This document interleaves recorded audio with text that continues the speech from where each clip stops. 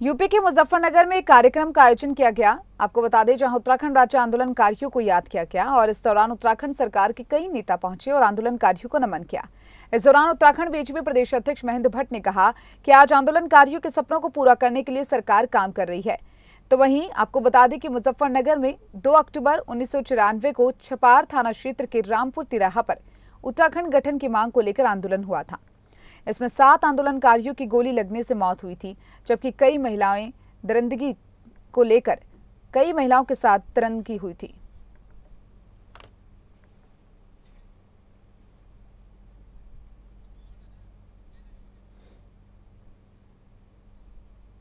पहले हमने 3100 से 4500 और 6000 की पेंशन की थी, उसको भी एक समान पेंशन देने की कार्य योजना पर हम काम कर रहे हैं। उद्योगों में जितने भी उद्योग धंधे उत्तराखंड के अंदर स्थापित हैं, उनमें राज्य आंदोलनकारियों को प्राथमिकता देने के लिए भी हमने समुचित व्यवस्था की है, जिससे कि हमारे आंदोलनकारियों के और उनके परिवारों को उद्योग धंधों में भी कहीं न कहीं रोजगार से जुड़ने का अवसर मिले। भाइयों बहनों, हमारा एक एक पल और एक एक क्षण राज्य आंदोलनकारियों के सपनों का उत्तराखंड बनाने के लिए है और हम देवभूमि के अंतिम छोर में खड़े हुए व्यक्ति तक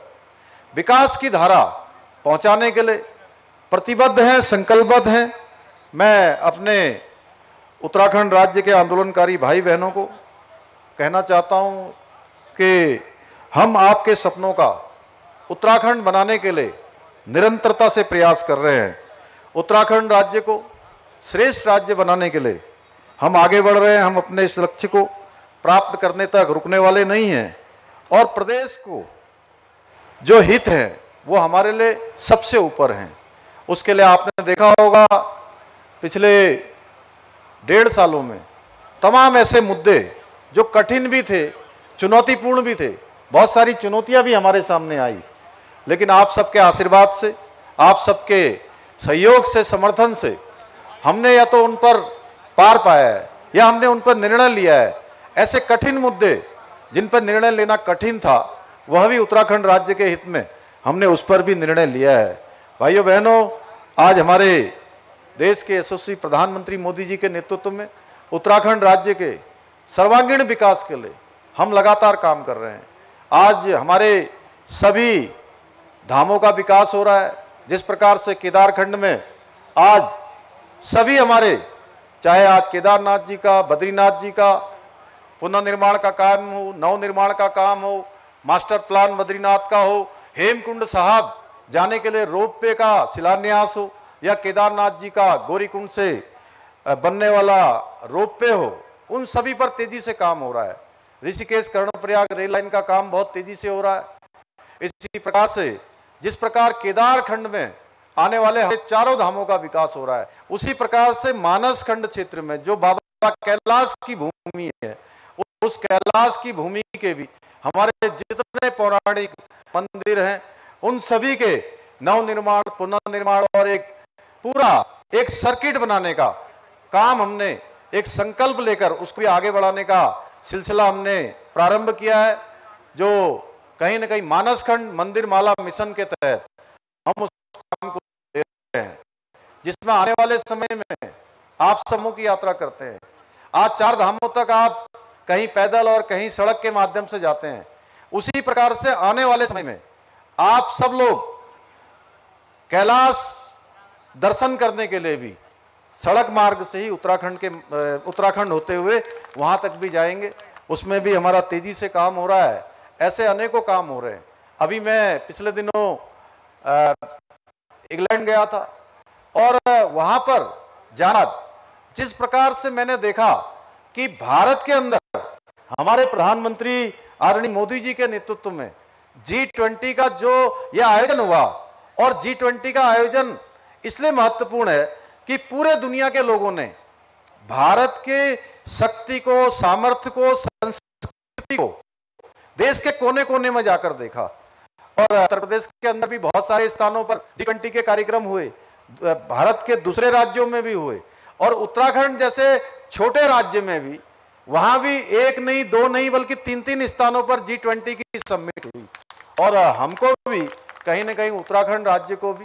पूरे देश दुनिया के लोगों ने जाना, भारत की हर छोटे छोटे स्थान को जाना। और इंग्लैंड में मैं जब वहां के पर्यटन मंत्री से मिला तो उन्होंने मुझे कहा कि अब भारत और दुनिया के जो डेवलप कंट्री हैं उनके बीच का जो गैप है, जो एक बड़ी दूरी थी, इस दूरी को पाटने का काम भारत की सरकार ने पिछले 9 वर्षों में मोदी जी के नेतृत्व में बहुत तेजी से किया है। तो सीना गर्व से चौड़ा हो जाता है जब हम विदेशों में जाकर हमारे प्रधानमंत्री जी की प्रशंसा सुनते हैं, हमारे देश की बढ़ती हुई साख की बात होती है। देश के प्रति जो श्रद्धा और सम्मान है पूरी दुनिया का तेजी से बढ़ा है, चाहे वो G20 का आयोजन हो या कोरोना महामारी के दौरान जिस प्रकार से हमारे देश की सरकार ने, भारत की सरकार ने जो आज वसुधैव कुटुंबकम का एक घोष वाक्य पूरी दुनिया के अंदर गूंज रहा है कि पूरी दुनिया हमारा परिवार है, उसको मानते हुए जिस प्रकार से महामारी में वैक्सीन देने का काम पूरी दुनिया को किया गया, जब लोग अपने अपने देश की चिंता कर रहे थे, अपनी अपनी चिंता कर रहे थे, ऐसे समय में भी भारत ने दुनिया के 100 से ज्यादा देशों को वैक्सीन देकर भारत का वो जो संस्कृति है, भारत की जो एक परंपरा है कि दूसरे का भी हित देखना, भारत की संस्कृति का प्राथमिकता है, वो भारत की सरकार ने उसको साकार रूप से धरातल पर लाने का काम किया, दुनिया के देशों को दिखाने का काम किया। उसके कारण से आज पूरी दुनिया के अंदर हमारा सम्मान बढ़ा है, लोगों का हमारे प्रति विश्वास बढ़ा है, श्रद्धा बढ़ी है। हमारी नीतियों ने केंद्र में है, राज्य का सर्वांगीण विकास हमारी प्राथमिकता है और आदरणीय प्रधानमंत्री मोदी जी के नेतृत्व में उत्तराखंड राज्य तेजी से आगे बढ़ रहा है। वैसे तो पूरा भारत ही आगे बढ़ रहा है, पूरे भारत का हर जिला आगे बढ़ रहा है, हर जिले में अनेक प्रकार की योजनाएं बन रही हैं, कई मेडिकल कॉलेज खुल रहे हैं, अच्छी रोडें बन रही हैं, बड़े बड़े हाईवे बन रहे हैं, जो काम कभी नहीं हुए, ITI IIM दुनिया भर के जो इंस्टीट्यूशन है वो खुल रहे हैं। तेजी से रेल के क्षेत्र में काम हो रहा है, हवाई सेवाओं के क्षेत्र में काम हो रहा है। वहीं उत्तराखंड राज्य में भी सुदूरवर्ती क्षेत्रों में चाहे वाइब्रेंट ब्लेंड्स की योजना हो या अन्य योजनाएं, उन योजनाओं के माध्यम से आगे बढ़ाने के लिए उत्तराखंड में काम हो रहा है। मैं आज के अवसर पर आप सभी का बहुत धन्यवाद करते हुए अपने शहीद आंदोलनकारियों को श्रद्धा सुमन अर्पित करते हुए उनके परिजनों को भी स्मरण करते हुए एक बार पुनः मैं हृदय तल से अपनी श्रद्धांजलि अर्पित करता हूं और ये प्रण लेता हूं कि हम उनके द्वारा दिखाए हुए जो उनका मार्ग है, जो रास्ता है, उनके द्वारा जो स्थापित आदर्श हैं, उनको अपना आधार बनाकर उत्तराखंड का विकास सुनिश्चित करेंगे। बहुत बहुत धन्यवाद।